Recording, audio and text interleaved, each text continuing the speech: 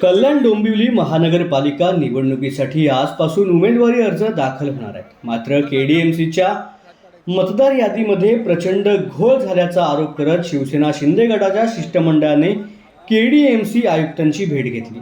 KDMC मधील अनेक प्रभागांच्या मतदार यादीत गंभीर त्रुटी आढळून आल्या असून हजारोंच्या संख्येने मतदारांनी नावे एका प्रभागातून दुसऱ्या प्रभागात टाकण्यात आल्याचं समोर आलं.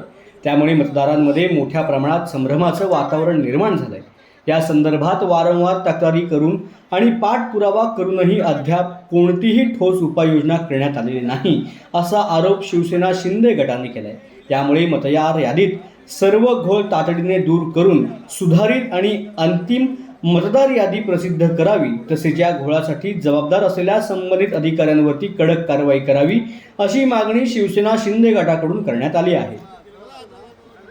कल्याण डोंबिवली महापालिकेमध्ये सार्वत्रिक निवडणूक जाहीर झालेली आहे.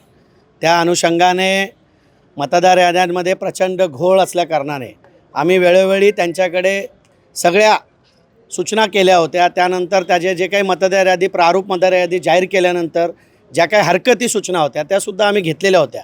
परंतु प्रत्येक प्रभाग क्षेत्रामध्ये आयुक्तांनी आदेश दिल्यानंतर निवडणुकीच्या आयुक्तांनी आदेश दिल्यानंतरसुद्धा अजूनही काही प्रमाणात तो घोळ आहे.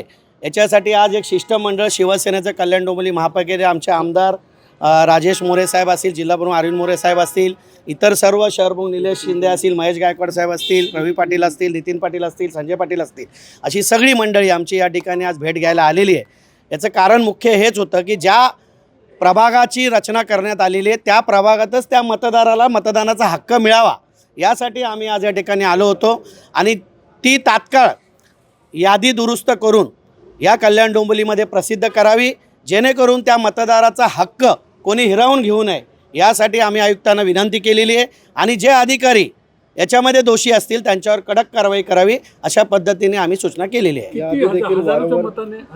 जवळजवळ आम्ही तरी 40-50 हजार मतदारांचे जे काही शिफ्टिंग होते इकडचे तिकडे तिकडचे इकडे याच्याबाबत हरकती घेतल्या होत्या.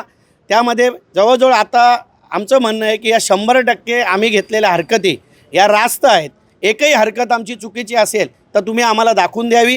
इतरही पक्षांनी घेतलेल्या आहेत. सर्वच पक्षाच्या वतीने आम्ही सांगतो की जे मतदार ज्या प्रभागात राहतात त्या मतदाराला त्या प्रभागात मतदान करण्याचा हक्क मिळावा ही आमची भूमिका आहे. राजकीय पक्षाकडून सातत्याने हा मुद्दा उचलला जातो, परंतु अधिकारी याकडे लक्ष देत नाही की जाणून नाही. म्हणूनच सांगितलं ना की जे अधिकारी यामध्ये दुर्लक्ष करतायत त्या अधिकाऱ्यांवर कडक कारवाई करावी.